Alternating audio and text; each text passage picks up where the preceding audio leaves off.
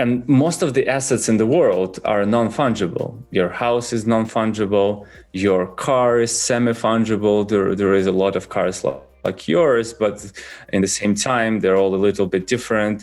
And for example, the website like Blue Books in the United States that tells you how much your car is worth is where the NFT market is actually going, for example. So most of the items in the world that you have, your chair, your any physical item that you have is actually a non-fungible token in the physical world.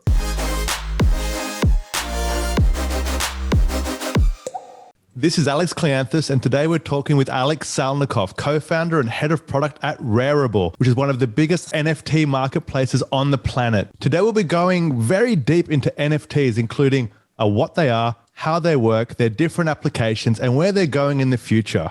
And just quickly, before we get started, make sure to go ahead and hit that subscribe button so you get the latest episodes as soon as they're released. Now let's get into it. Welcome, Alex. Welcome. Thank you for having me, Alex. Yeah, there's two Alexes. I mean, that can only be a great podcast right now. So, but look, let's start with, for the people who don't know, what does Rarible do? Yeah. So Rarible, it's an NFT issuance platform and a marketplace. So it's a platform where you can easily create, sell your NFTs, and eventually we'll get into that, create your own NFT experience using the developer tools of Rarible. So it's kind of a one-stop shop for every person that wants to do something with NFT, starting from your first NFT ever created to a lot of NFTs sold to your own NFT project.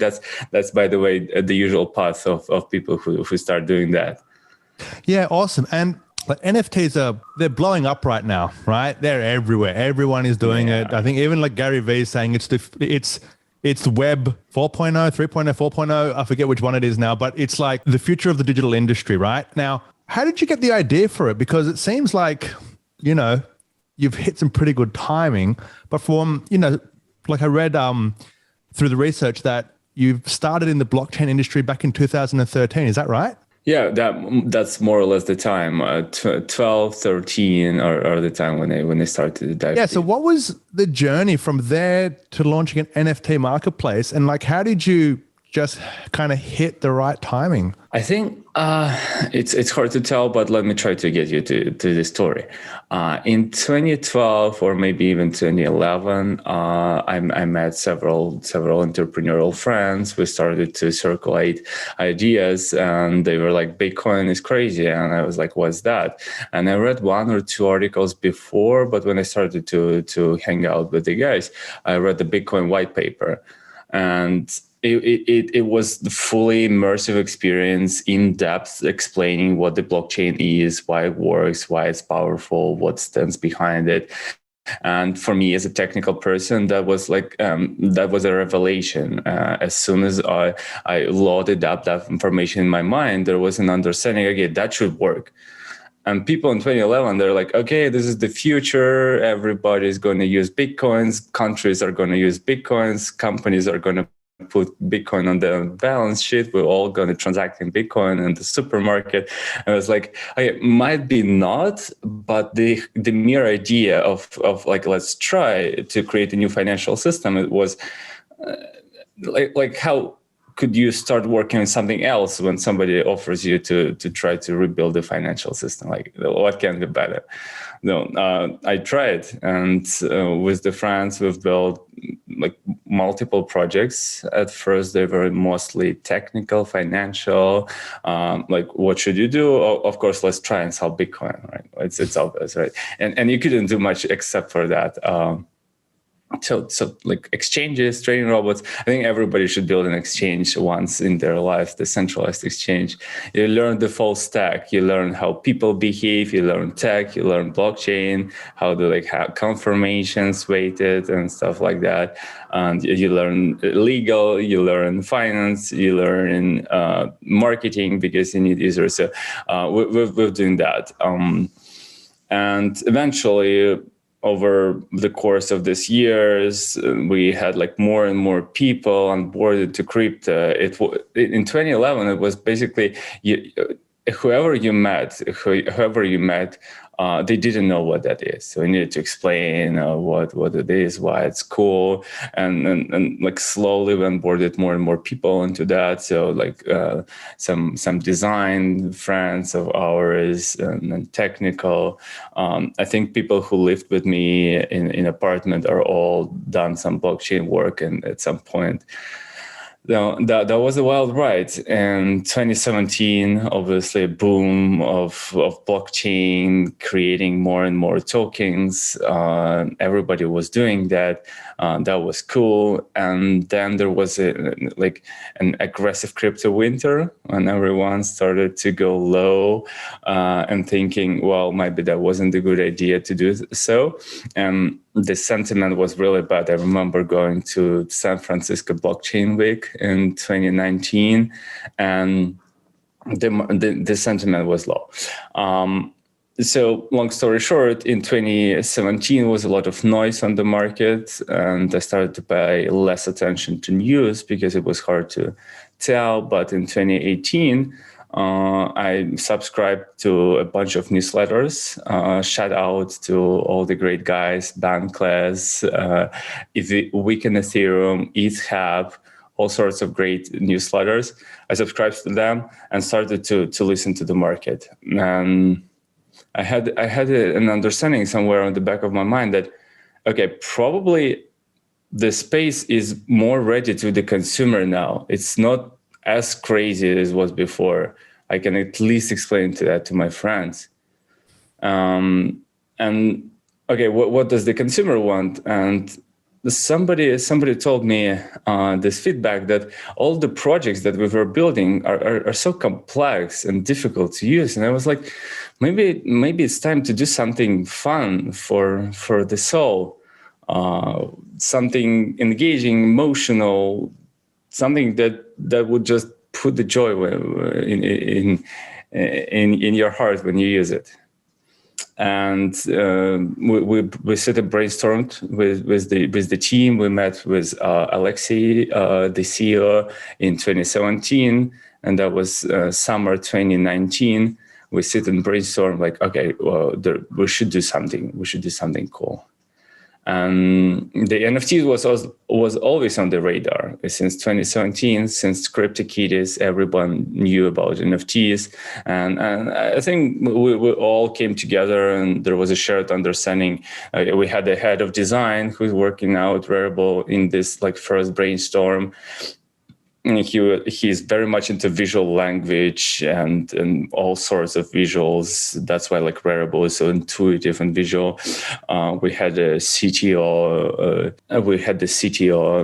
Who is super technical and worked with blockchain. So like we sit together, and out of that, the Rarible was born as this like consumer ready NFT visual thing. No, this is good. Like I'm just trying to kind of hear the story, because through the story, like what I'm also hearing is the journey of the market through crypto land, right? Let's call it, right? You know, if you had some Bitcoin back in 2010, 11, 12, 13, and you kept it, you'd be worth who knows how many millions of dollars right now. Now, not everybody's stuck with that. Things change, you know, the FOMO all happened, and then there were some evolutions that happened, right? And not all the evolutions actually led to anything, right? What's interesting now is that you've gone through that journey. So as a developer of product, right? Like as like a founder, as an entrepreneur of product, right? So you've tried trading robots, as you said, exchanges and so on, and you landed on something, and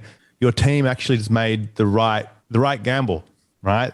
At the right time, right? And so there's some foresight there. Like, we won't go into that right now, but what we're seeing today is NFTs is becoming the way that it seems that crypto and blockchain is going into the mainstream, right? And so it is good to hear that journey, because I think that that's basically been the journey of crypto land. And so you've kind of, you know, just been on that ride. Now, let's jump quickly now to, just for the people who don't understand, and even for me to get a bit more clarity. So what is an NFT? Okay, that's a great question. So let's start with the blockchain. I think the evolution of thinking blockchain was, okay, the at first there wasn't even the distinction between the blockchain and Bitcoin. It also was like it was blended together in this single magical mining blockchain internet money stuff. And then over the course of the years, there was an understanding. Okay, the blockchain is a public, open, accessible database where you can put anything there and assign the rights to edit that information only to the owner. And at first we put there some balances, and that's how Bitcoin was born. And then Ethereum was born. Let's put code into blockchain and let's execute that code and let's see what gets in the result. So basically let's put anything in the blockchain and see what's going on out of all this. So NFTs is literally putting not very much information, but the very precise amount of information on the blockchain. It's like, what is the object? What's the description of that object? What's the metadata of that object and the number of the object? It's funny, like every NFT has a number inside it. That's how they are created. It's a unique number and assigned metadata to it. So it literally just says an object number 6 with the metadata at the link of HTTPS www blah blah blah belongs to the wallet number 7. So that's simple. Item number 6 belongs to the wallet number 7, and only the number 7 can now change the ownership of that item. So it's literally just the publicly accessible registry of who owns what, where of what is a unique object, not like a dollar bill when you can exchange it with any other, like those are called like fungible tokens. They're more like money. Well, NFT stands for non-fungible token. It means it's a unique singular object which ownership over which recorded on the blockchain. Okay, I'm going to try and summarize this for the listeners and for me. So, but just before I do that, so fungibility, I should have looked this up before this podcast, right? But because fungibility, is the ability to what? So how would you explain fungibility? Because I understand in concept in terms of, say, money, because it's the same money. It's like 100 million of them, 100 billion of them, and it's all the same thing. Is that kind of an example of fungibility? Like how would you explain fungibility? That was a really long question. Yeah. That's the definition of fungibility. Yeah, more or less like replaceability.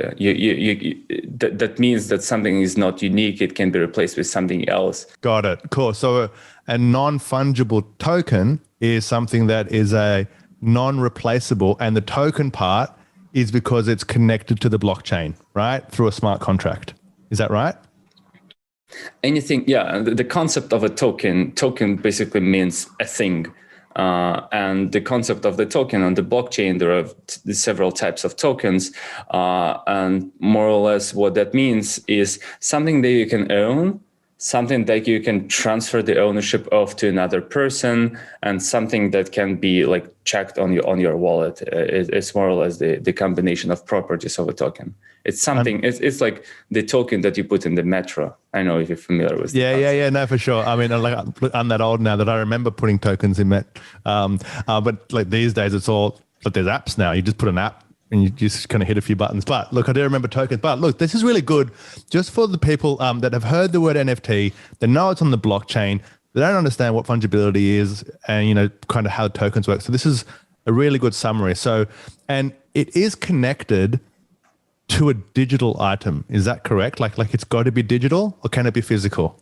Well, that's a really deep question. So, well, maybe we'll save that for just a bit later then, right? Because let's talk about the applications first, right? Because what I'm trying to get to, right, is the first part is understanding it, right? So it's the ownership, the rights to something that is coded on the blockchain that is confirmed through the metadata of that thing, right? And what seems to be happening like a lot these days is a lot of the NFTs are like images and they're visuals. Is that right? Is that the majority of NFTs these days? Yeah, that's the majority of NFTs, but there is kind of more to it. So let's try to dive deeper this. So when we said that it's an ownership over the item with the number and the metadata, it's the standard actually. So, and the standard says that it should absolutely have this metadata, it should absolutely have the number, it should absolutely belong to some person, some wallet. Now,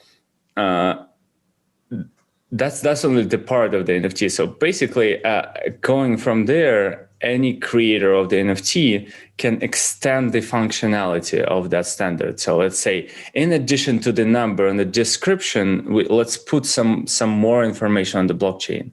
And for example, what is the CryptoKitty? CryptoKitty was a picture of a cat recorded on the blockchain and belonging to you. But there was more to it. There was actually some code that was saying that, okay, you can take 2 kitties and you can breed them. Or you could even breed 1 kitty. I don't exactly remember, actually. It was a long time ago. But what basically was happening, that there was a DNA of a kitty also recorded alongside this number and this description. And when you bred that, there was like the random mutation going on in that DNA, and you got the new kitty. So the standard was extended to have more information about that. And that was the reason why CryptoKitties became so successful, because you can extend the NFT standard and you can put more meaning. So the NFT it's a standard of how can we take all those items, and if we don't know whether that's a CryptoKitty or something else, how do we see them as unique things? When you open up your wallet, you see all of the items, you see all the items that you have. And because they are all follow the standard, even if the wallet doesn't know that this particular item is a CryptoKitty that has a DNA or something, it knows that, okay, there is a number 5 kitty and it has this metadata, and metadata means picture. So that was fairly technical. That was good. No, that's really good. And so you've got the standard. And the standard, so there's a standard in terms of NFTs and how they're created, but there's an ability through NFTs to add or to code some additional kind of options to that specific NFT. And it seems like, and this is getting complicated, like a little bit for me to understand, but through the smart contract, it also can allow for future variations of that is kind of dependent on the original NFT. Is that correct? Not only the variations, basically anything. So you can extend that with any functionality. So what are some examples of how kind of outside of the visual side of things that this could be used? It's something I spoke to you about kind of before that I said, that maybe we'll speak about later. But look, I do think it's important for the listeners and the viewers to understand how the NFT is actually structured, because I think through that understanding, that's where you can start to see the possibility.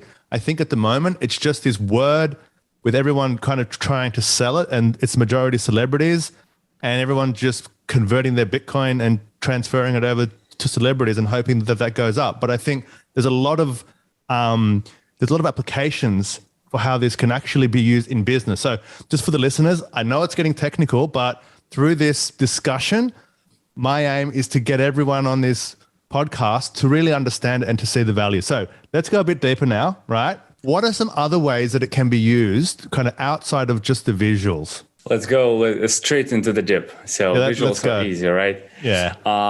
Let me try to give you these 2 examples. They are fairly complex, but they might explain things. So the first one would be the insurance NFT. Back in September 2020, we launched this partnership with the Yorn.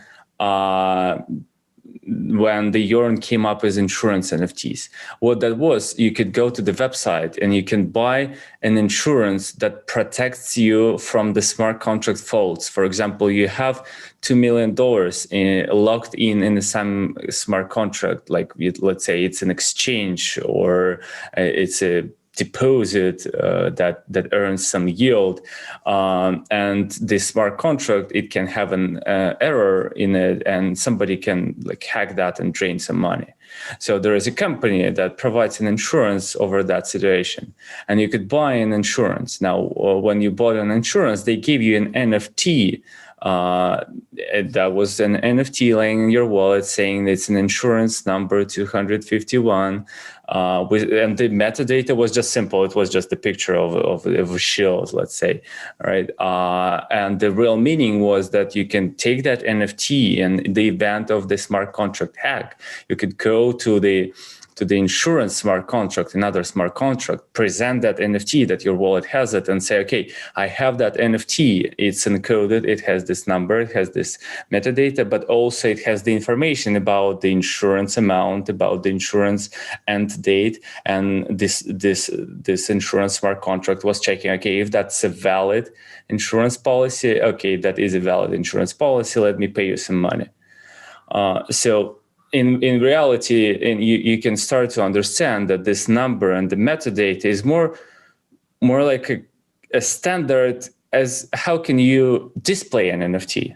But the utility of that, it can be anything. Just to give you another example, there is a Uniswap. Uniswap is a DeFi, decentralized finance application, which allows you to change one fungible token to another. Let's say I want to change Ethereum to Rarible token. As everyone should. And the Rarible token quickly is a token that was created by Rarible, and we'll jump to that like a bit later in the discussion. So this Uniswap exchange, they provided this cool functionality that when you have a spare funds that you don't use, you can pull them into the exchange. So they create some liquidity and they allow anybody else to trade more freely. So that's like a third role on the market, not as the buyer or seller, but as the supplier. And when you supply in the Uniswap version 3, when you supply the liquidity to the pool, to the Uniswap pool, when you supply those spare money, in exchange they give you an NFT that again represents your deposit, and you can later redeem that in the exchange. And when you go inside your mobile wallet, you see all the NFTs. And because mobile wallet knows that an NFT has a picture and an NFT has a number, then they can display that as digital items that belong to you without even knowing that, oh, this was a pool NFT, this was an insurance NFT.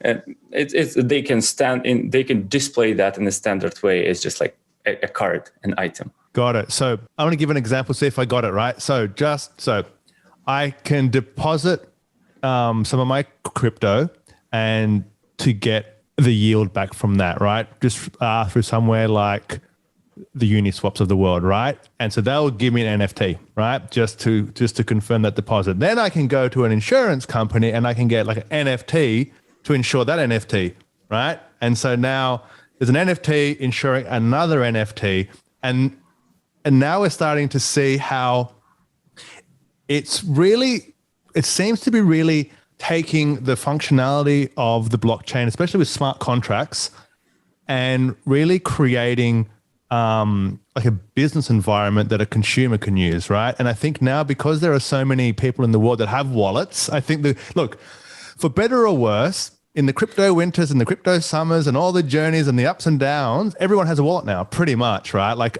there are so many wallets in the world. So now, because there's so many wallets, this opens up the possibility of transaction-based events that are recorded on the blockchain, right? And that seems to be just the evolution of crypto through NFTs. Is that a good summary of an example of, like, if I understood what you were saying? It's a very good summary, yes. So the core, to me, over this time in blockchain, the core value proposition of the blockchain, let's abstract away mining, let's abstract away everything.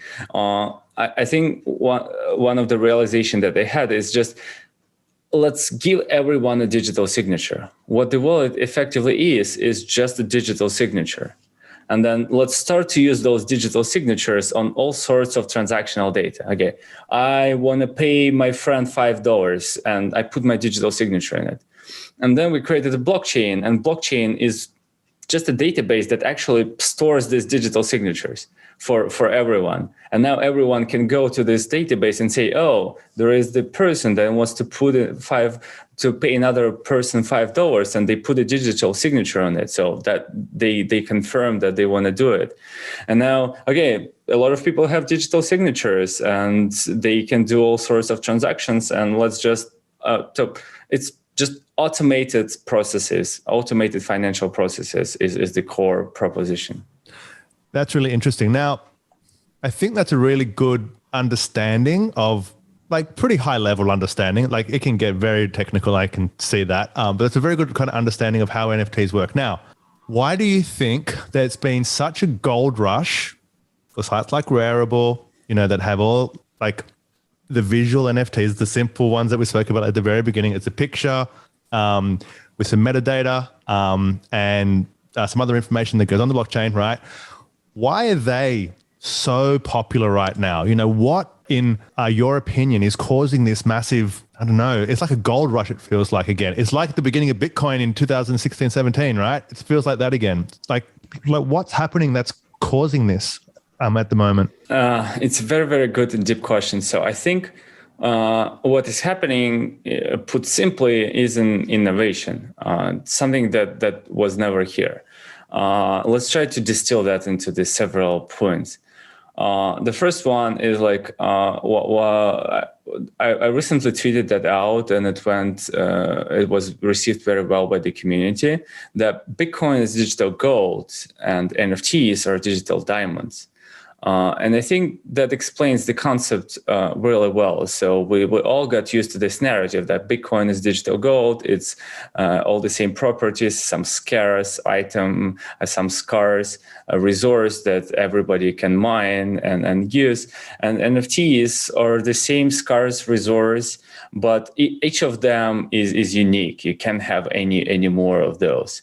And eventually they also became the store of value, and you can have one as just an asset. And most of the assets in the world are non-fungible. Your house is non-fungible. Your car is semi-fungible. There is a lot of cars like yours, but in the same time, they're all a little bit different.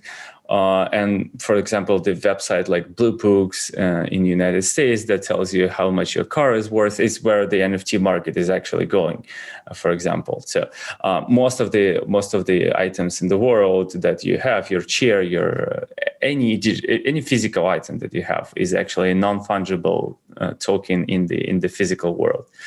And the same was brought to in 2017, the fungible tokens were brought to the blockchain world. And 2020, there was the world of non-fungible tokens brought into Bitcoin.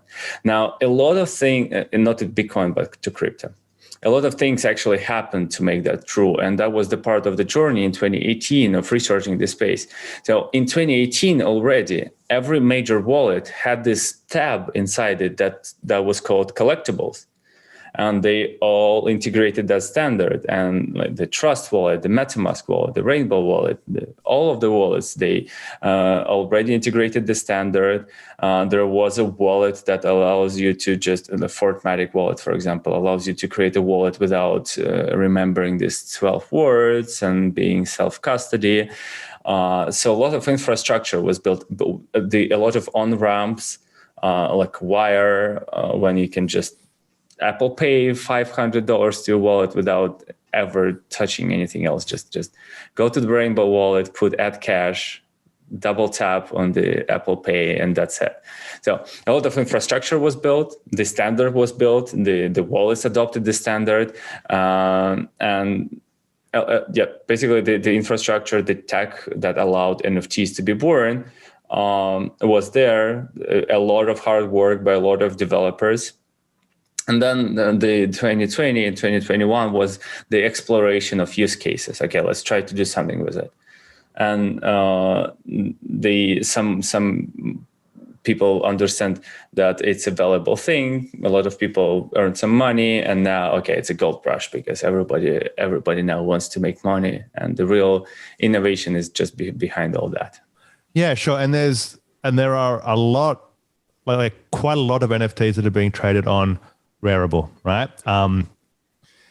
What are you seeing as the ones that get the highest values? And are they linked to celebrities, or is it something else at the moment?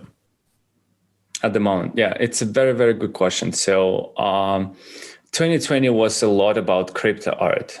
We started as the crypto art platform because that's one of the easiest things to put on the blockchain. You don't need to write the code to add additional information, or just put some content on the chain and say it's my content. So the image, name, and description, and that's it, just create. So 2020 was a lot about crypto art, and everyone got this concept that was a gateway drug to NFTs, let's say, because you know the concept of art in the real world. Okay, now you understand the concept of art in the NFT world. It's a digital item. There is only one of those. You can be an owner. Okay, good.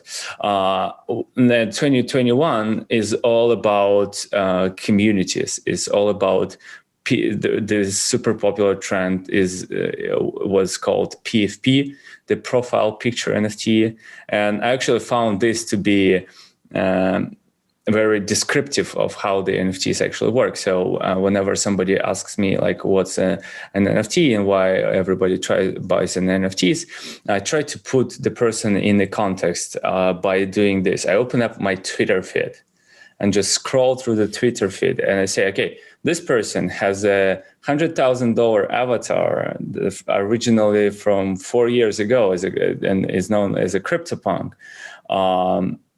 So when you see a tweet from that person, that means something. He's been 4 years in crypto. He understands something. So it's a club. Now this guy has a Bored Ape that's a $50,000 at least, maybe much more, avatar, which is more fresh and young and born in 2020, but it's still one of the blue chip NFTs. But this one is like 10,000 NFT avatar, which is the most fresh, and now it represents a right to vote in the DAO. So that almost feels like you went to Miami party and you see all those people with expensive cars and watches, and it just sends you a social signal and means you're part of some club. And the people who are in the same club, they usually represent some sort of values, and there is an increased trust between them, and they signal that to the world.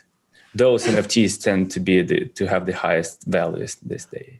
Understood. So, and I got a few questions on this one. I think the first one is, so just to be clear, for me as well as the listeners right now, people on Twitter, well, some people on Twitter, and we'll call them like the people that are deep in the crypto community that understand probably this stuff, right, have profile images that are worth between $10,000 and $100,000 for their profile image. Is that right? First part? Yeah, it's totally right. Between 10,000 and let's say 11 million. That 11 million. 11 million is the highest ever CryptoPunk sold. Yeah, that was cool. in Sotheby's. Wow. So that's the first part, right? And now, so the other people that understand that, because obviously that value is based on the demand for that thing, right? And someone that is prepared to pay for that, they know that value. So that's that two sides of the marketplace, supply and demand right now, right? So we're talking about on one side, you've got people who want that. On the other side, there's someone that actually has it. And then there's a common understanding of the value of that, right? This is kind of how anything has value, right? And so that's happening like in the digital space right now. And it seems to be that it's it's very specific to communities that understand it right now, right? So that's, I think, like an important part. I think that there's like a quick side question. Is this what Beeple did? I think that he sold some crypto art. Was it 60 million? Something like that, $65 million? Or did he do something different? That wasn't an He did NFT? something different. That was an NFT. That wasn't the profile picture.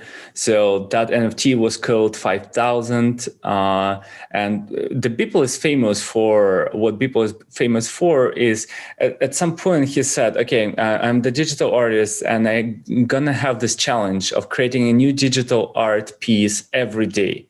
And he did that for 13 years in a row.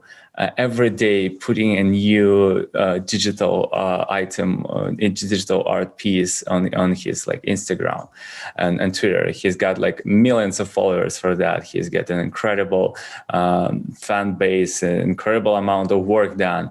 And then he combined 5,000 of those into one picture, one big NFT, and that was sold for like $69 million.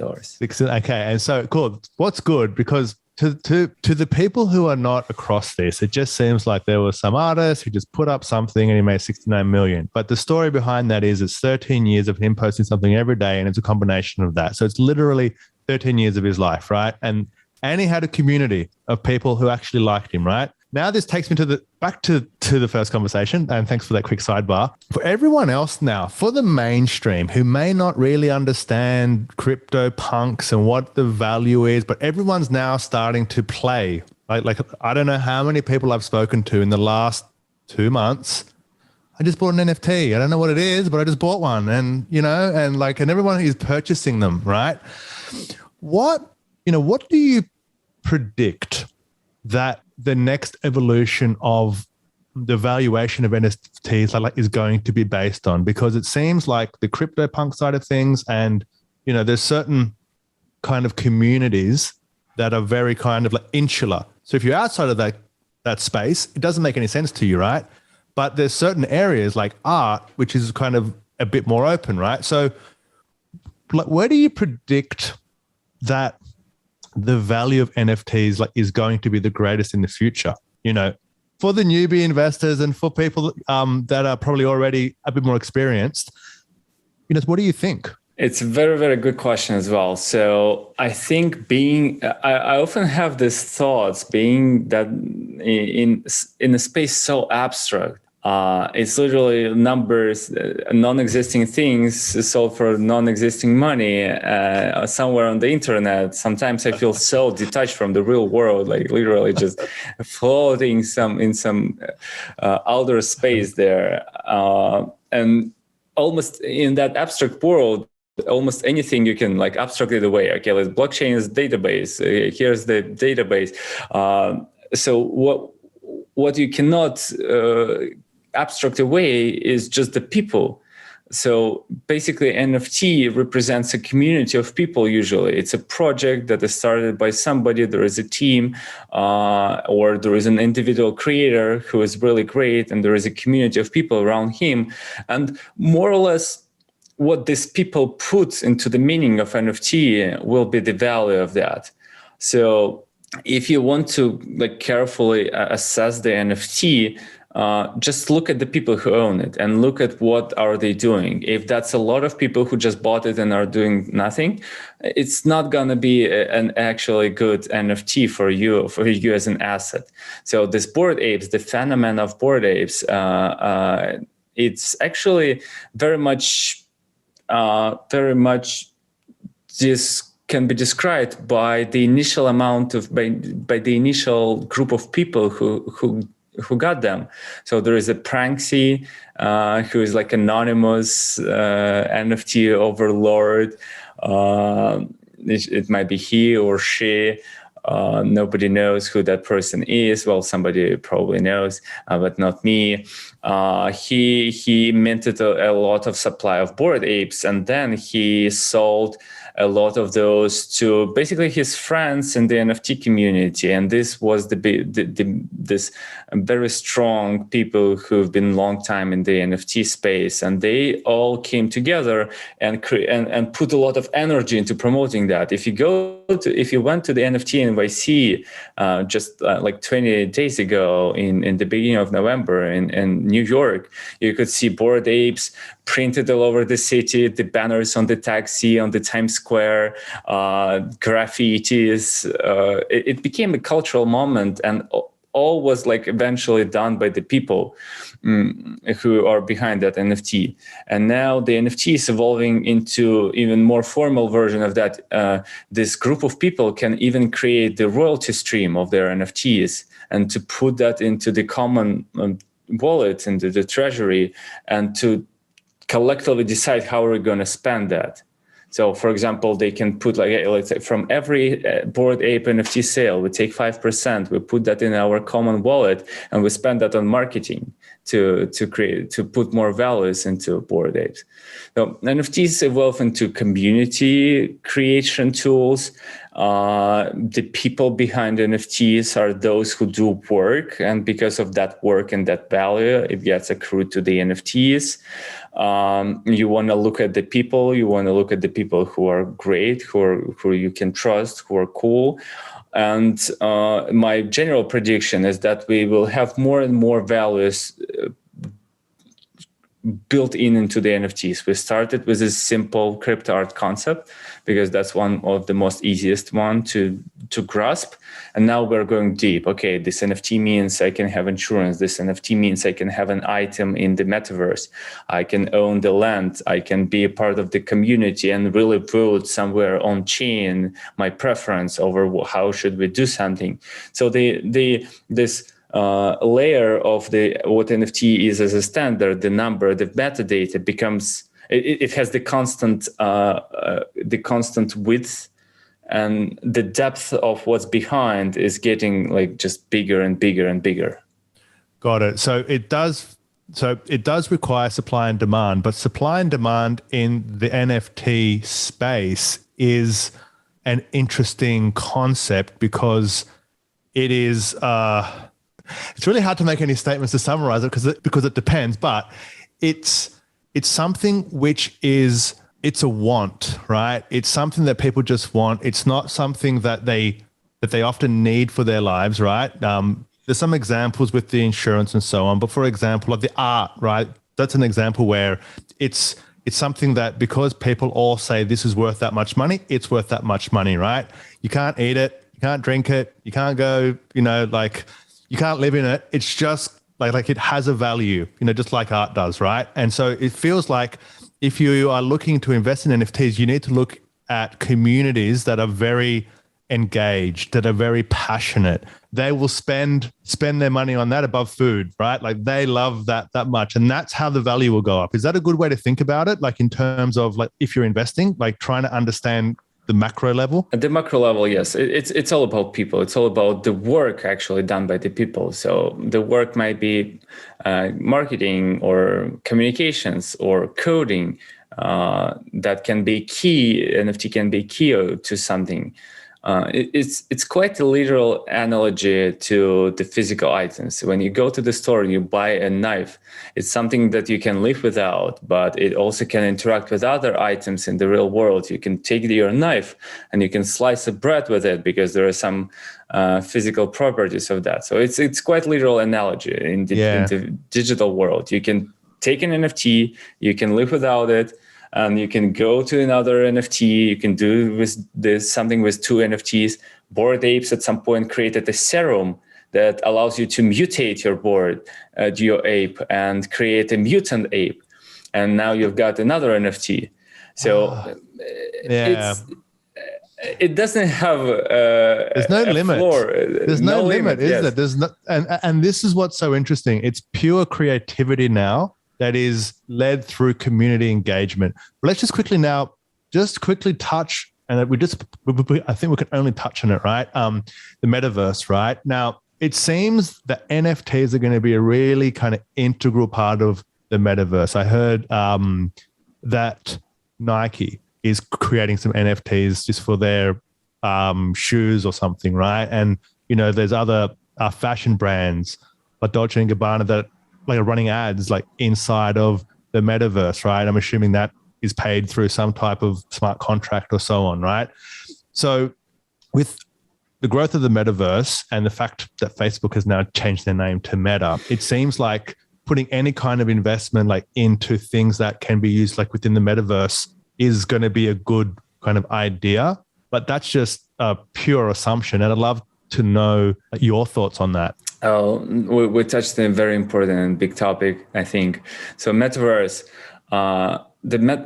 we are all to some extent already live in the metaverse. Metaverse is more or less just the digital universe. And when you spend 10 hours a day in your phone as the teenager in the United States, or as a person who works in the internet and calls a day. So your life basically consists out of these digital objects. You have the TikTok on your phone, and that's that's just the stream of pieces of content. You browse all that. You have Facebook. You have all sorts of things like that. So you already live in the metaverse, and this metaverse is built by this. By the big companies, and today's metaverse, it has this weird thing that you don't really own anything on the internet these days.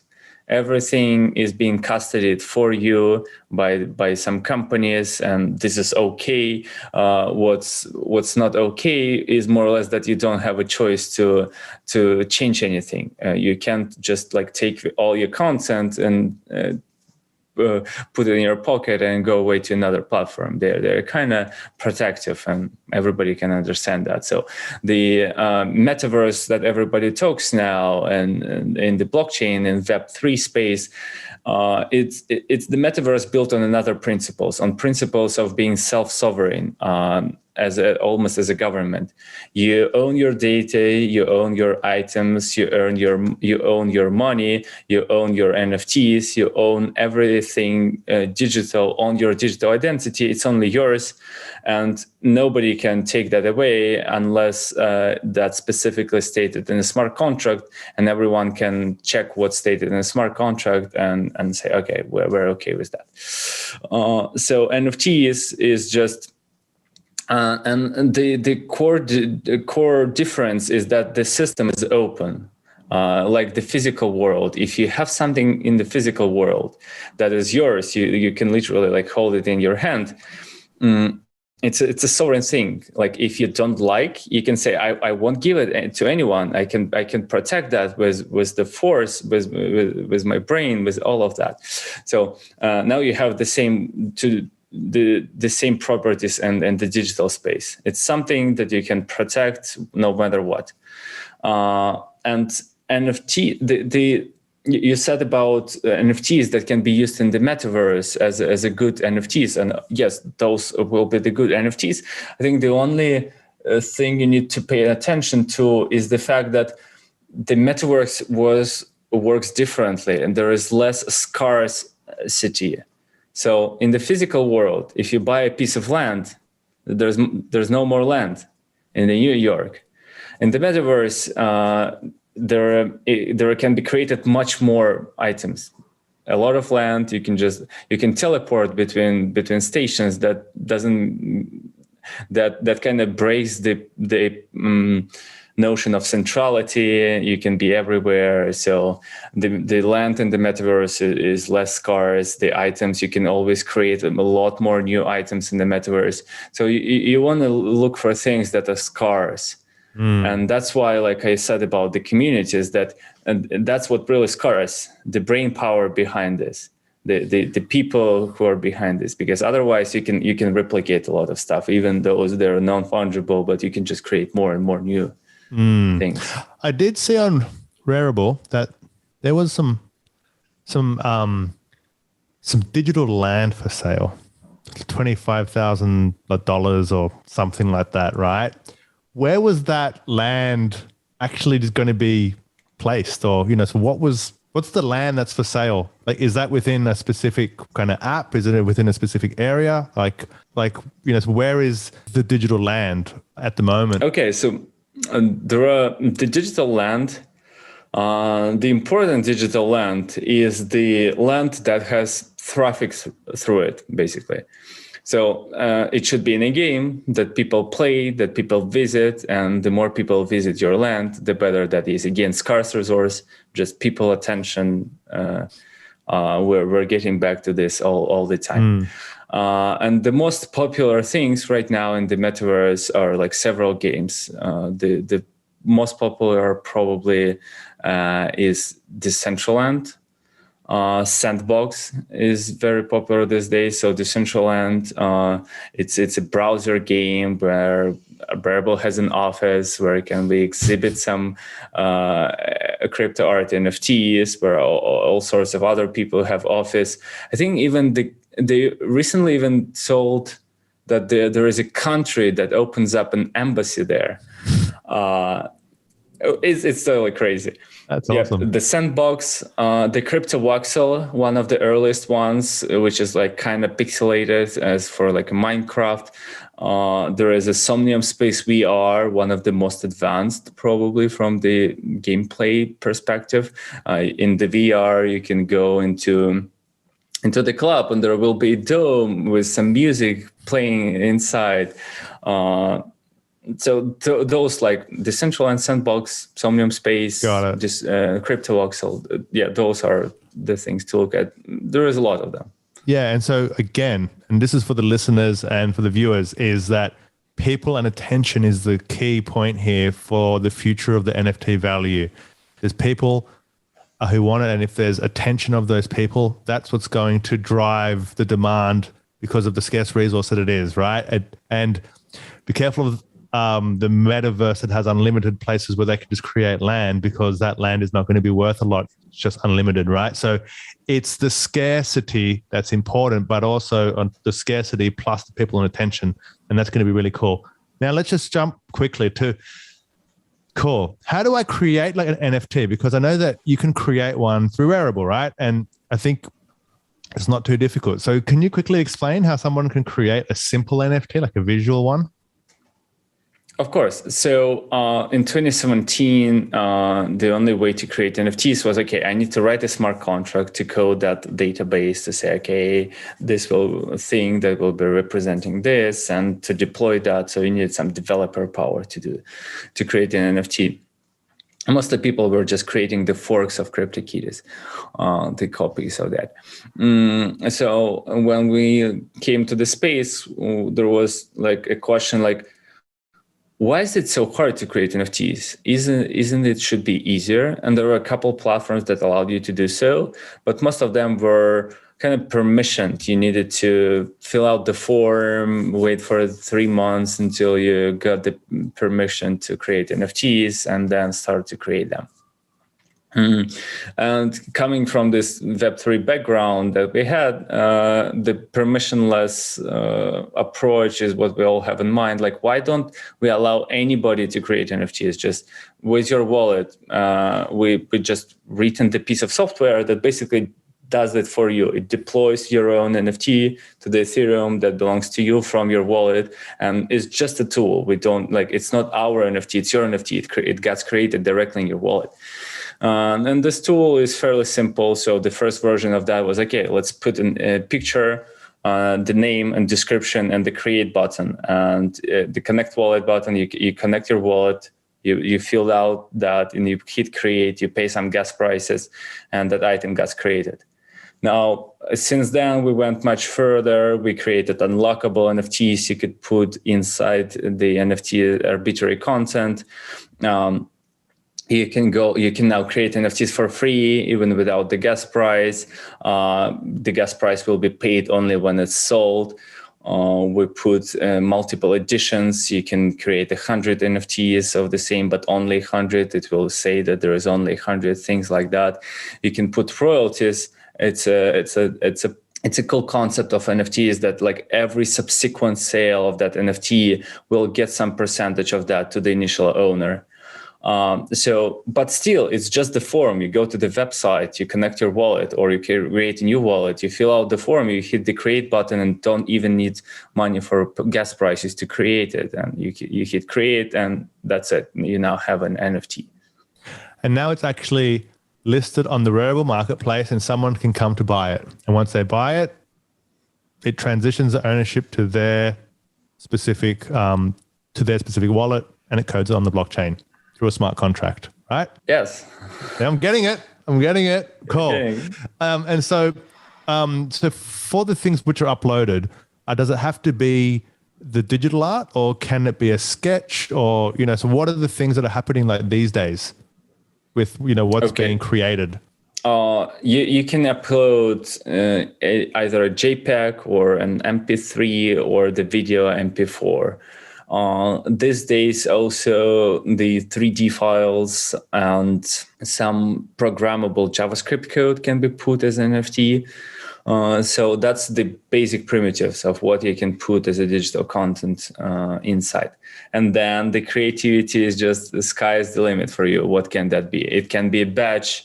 That means, okay, you're the part of the community. It can be key. It can be the avatar, the same like profile picture created by individual creators. Those are the most popular ones, actually. It can these days also a lot of people like communities, the badges, NFTs. That means you're a part of some DAO.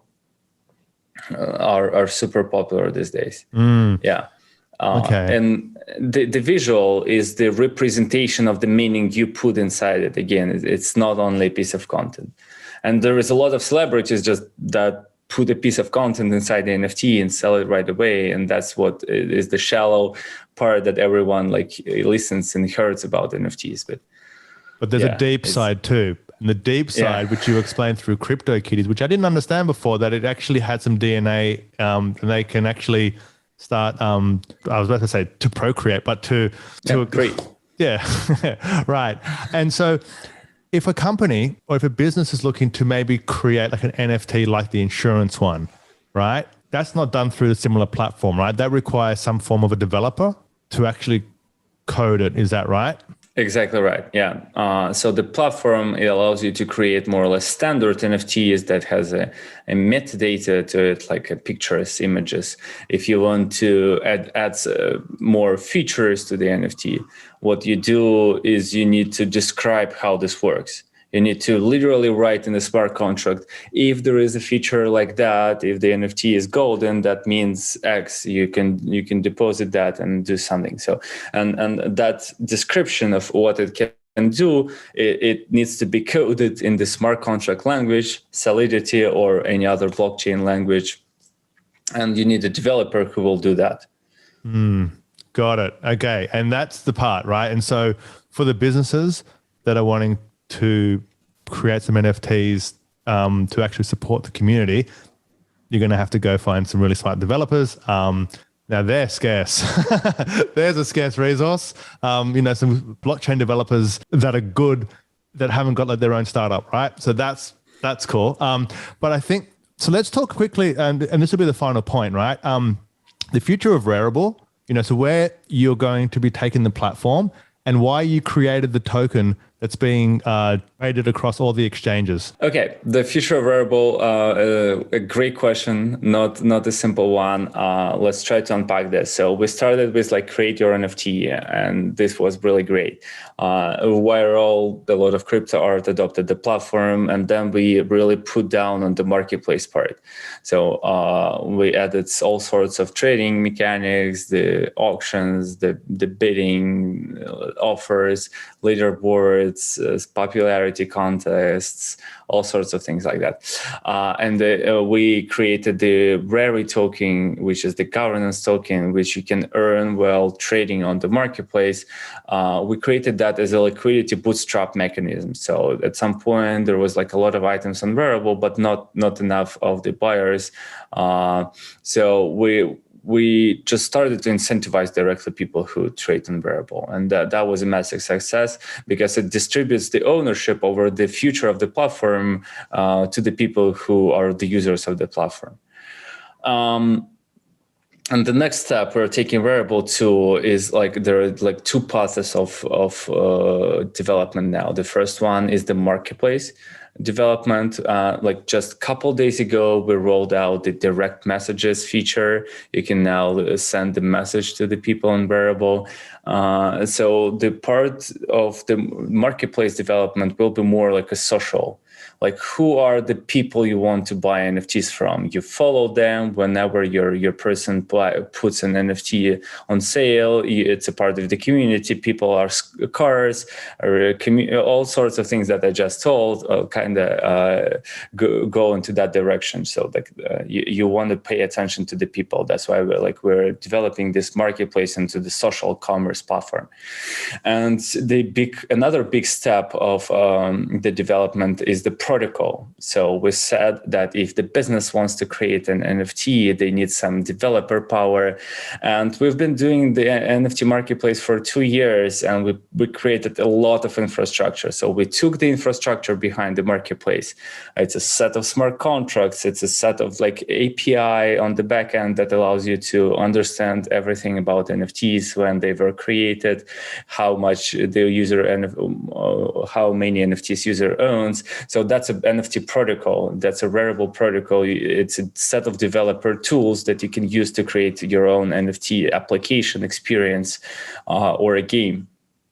So this is our two direct paths. And the future of NFTs is like right now, most of the NFTs are on Ethereum, on the Ethereum blockchain, and the world is massively turning to multi-chain. So there is all sorts of other chains like Flow that was done by it's a blockchain created by the team behind CryptoKitties. They created their own NFT blockchain. Solana, Tezos, all sorts of blockchains that are more fast and are more suitable for the NFTs. So you go at some point in the future, you go to the Rarible.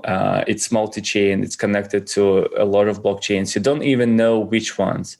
You just have your wallet connected to all of them at the same time. And whenever you want to buy an NFT, it gets breached from one blockchain to another, to your wallet. And there is a Rarible protocol that powers all that. And you can create your own NFT experience, again, multi-chain, abstracted away all this difficult stuff from the user for the business. This is more or less all sorts of things that we're doing now inside Rarible. That's great. So if I purchase a token, and this is me, and this is not investment advice, I keep hearing people say that, so I'll just say it too. But like if I purchase the Rari token, does that mean that I'm a part of the growth of the platform? Is that what it provides me? Because at the moment, the market cap, I think as of like a few days ago, was about $100 million. So like is purchasing a token to be a part of the growth of the platform, or is it more a trading kind of token for the platform itself? Right now, literally, it's a governance token. And it's a governance token for the protocol, firstly, because protocol is the most open part. It's open source, it's decentralized, it's a set of smart contracts. And so this infrastructure, it needs to be resilient. And for it to be resilient, it needs to not have the single like point of failure. For example, like us as the team that controls all of it and can change the fees, say like, okay, now it costs you like half of your money. So this infrastructure, it almost works like a public good that we have in the governments now. It's like the roads or stuff like that everybody needs. And it needs to be governed the same way by the people who own it, by the people who use it. That's why this Rari token, like we give it out to projects building on top of the protocol. We give it out to users trading variables so they can like govern the platform. And the governing the platform means voting for the future changes, voting whenever the team wants to roll the new update or another team wants to roll the new update. That's how the like blockchain works. So right now it's literally like the rights to decide how the platform will evolve, and no more than that, and no less than that. And so, like, is it? And without going into tokenomics, because that goes very deep as well. But is there like a fixed amount of tokens, or is it a bit more flexible than that? It's a fixed amount of tokens. Yes, it's a 25 million Rari tokens, and 30% of that are to the team and the early supporters, and 70% of that is actually committed to go to the community in some form, like either for your participation or for usage or for something. So it's literally like and this 70% distribution is deemed to happen over the course of 4 years. And we're only like 1 or 1.5 years ahead of that.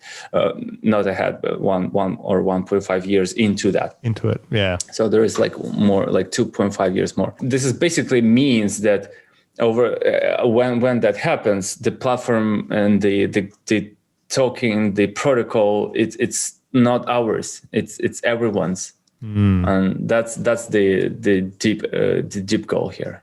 Alex, what a fantastic conversation. I thought I knew something about blockchain until I started speaking with you, right? And kind of NFTs and so on. But this has been really eye-opening.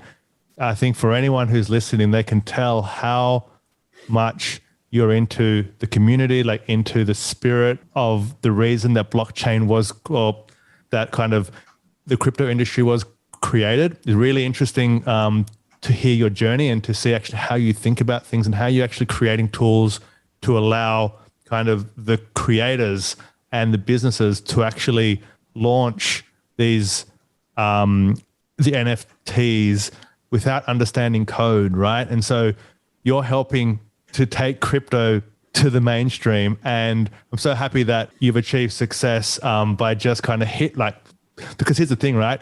You hit the timing right after working at it for 10 years almost, right? It's like, hey, you got lucky. It's like, well, I was working on it for about 8 years before I got lucky, right? So, but it's so nice to hear a story like this. It's so nice to speak to someone who's so about the community. And I just congratulate you on your success, brother. I mean, it's been fantastic. And thank you so much for sharing everything about this space. I know this is going to help a lot of people. It certainly helped me. Thank you so much. Thank you so much for inviting me. Thank you so much for diving deep. The questions are so awesome. You're going into understanding. You're summarizing this.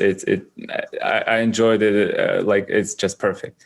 Thank you so much. Fantastic.